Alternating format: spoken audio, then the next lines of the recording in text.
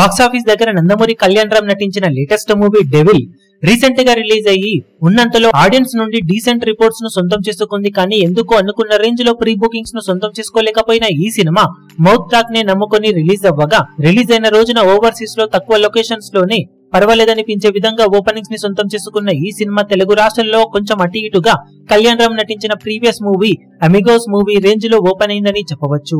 కొన్ని చోట్ల bookings బాగున్నప్పటికీ BC centres లో మాత్రం బిలో పార్ బుకింగ్స్ నే ఈ సినిమా సొంతం చేసుకుంది.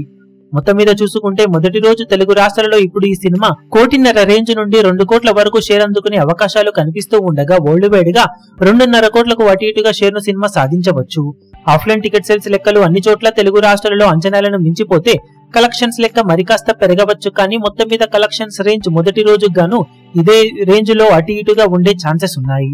మరి బాక్సాఫీస్ దగ్గర సినిమా నైట్ షోలలో ఏమైనా గ్రోత్ ను చూపించి ఎక్స్పెక్టేషన్స్ ను మించిపోతుందో లేక ఇదే రేంజ్ లో వసూలను సాధిస్తుందో చూడాలి. ఫస్ట్ డే ఏరియాల వారి రిపోర్ట్స్ వచ్చిన తర్వాత వీడియో అప్డేట్ లో సినిమా సాధించిన కలెక్షన్లను అప్డేట్ చేస్తాం. ఆ వీడియో కోసం ఎదురు చూడండి.